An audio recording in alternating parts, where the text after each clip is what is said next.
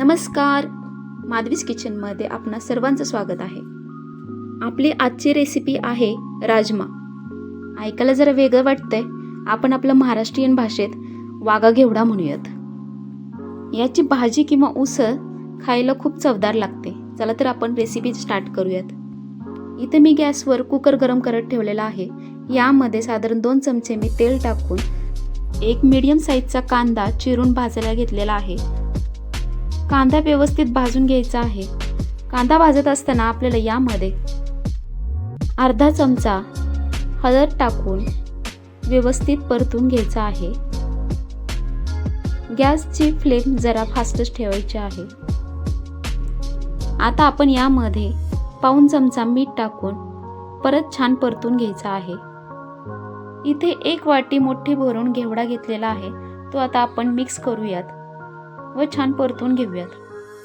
आता गॅसची फ्लेम आपण कमी करून 3 ते 4 मिनिटं आपण तसंच परतत राहूयात, जेणेकरून या घेवड्याला पाणी सुटेल. तुम्ही पाहू शकता छान परतलेला आहे.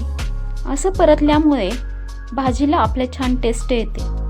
आता यामध्ये 1 ग्लास पाणी घालून आपण कुकरला व्यवस्थित झाकण लावून घेऊयात व हा कुकर दुसऱ्या गॅसवर ठेवूयात. तोपर्यंत आपण मसाल्याची तयारी करूयात.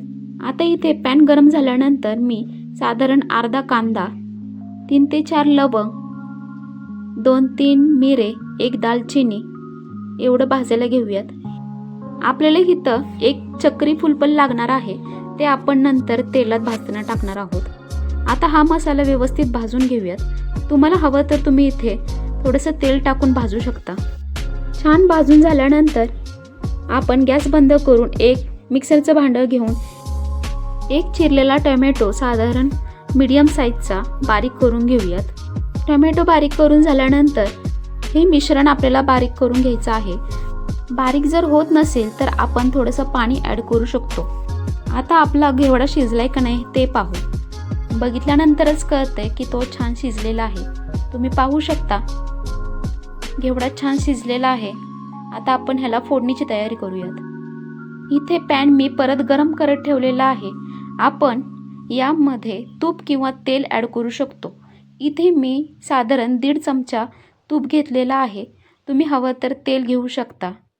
तूप घेतल्याने भाजीला टेस्ट छान येते, त्यामुळे मी इथं तूप घेतलेले आहे.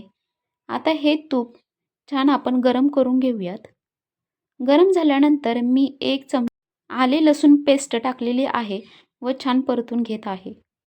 आले लसूण यामध्ये टाकल्याने भाजीला छान फ्लेवर येतो.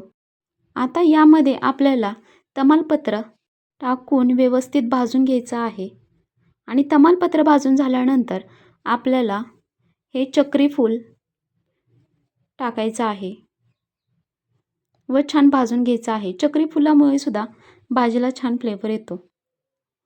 असं छान भाजून झाल्यानंतर आपल्याला साधारण 1.5 चमचा चटणी टाकायची आहे. तुम्ही तुमच्या अंदाजानुसार चटणी टाकू शकता. मी इथे घरचीच चटणी जी कांदा लसूण मिक्स केलेली असते ते घेतलेली आहे व हे छान सर्व एकत्र भाजून घ्यायचं आहे. अशी छान फोडणी दिल्यानंतर आपल्याला बारीक केलेला टोमॅटो येथे ॲड करायचा आहे. अशा प्रकारे टोमॅटो प्युरी आपल्याला मिक्स करून व्यवस्थित भाजून घ्यायची आहे. कोणतीही भाजी बनवत असताना आपल्याला फोडणी हे खूप महत्त्वाचे असते. फोडणी छान झाली की भाजी पण छान होते. अशा प्रकारे आपल्याला टोमॅटो व्यवस्थित भाजून घ्यायचा आहे, जेणेकरून या मसाल्याला पाणी सुटेल. व भाजत असतानाच आपल्याला यामध्ये मीठ टाकायचं आहे. आपण घेवड्यामध्ये आधी मीठ टाकलेलं आहे, त्या अंदाजानुसार आपल्याला आत्ता मीठ टाकायचं आहे व तसेच परतत राहायचं आहे.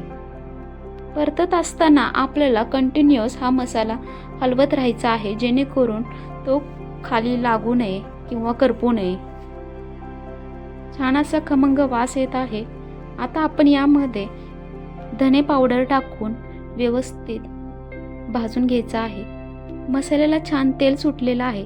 आता आपण कांद्याचं वाटण येथे मिक्स करून घेऊयात व तेही भाजून घेऊयात. व्यवस्थित छान भाजून झाल्यानंतर आपल्याला आता कुकर या साईडला घेऊन हे मिश्रण आपल्याला यामध्ये ॲड करायचं आहे व हे एकत्र छान मिक्स करून घ्यायचं आहे. मिक्स करून झाल्यानंतर आपल्याला गॅसची फ्लेम ही स्लोच ठेवायची आहे व तसेच 5 ते 7 मिनिटं आपल्याला गॅस चालू ठेवायचा आहे. हवं असेल तर आपण यामध्ये पाणी ॲड करू शकतो व तसंच ते भाजी उकळायला ठेवायची आहे. तुम्ही पाहू शकता भाजी अशा प्रकारे आपली झालेली आहे. आता आपण इथे वरून थोडीशी चिरलेली कोथिंबीर ॲड करूयात. भाजी आता ही थोडीशी उकळायला ठेवलेली आहे. उकळून झाल्यानंतर आपण पाहू शकता अशा प्रकारे छान मस्त तयार आहे आपली भाजी. आपण राजमा हा चपातीवर, रोटीवर किंवा भातावरही खाऊ शकतो. छान आणि युनिक टेस्ट येते अशा प्रकारे भाजी केली तर. तुम्ही नक्की ट्राय करा. व्हिडिओ आवडले असल्यास लाईक करा, शेअर करा, सबस्क्राईब करा. थँक्यू.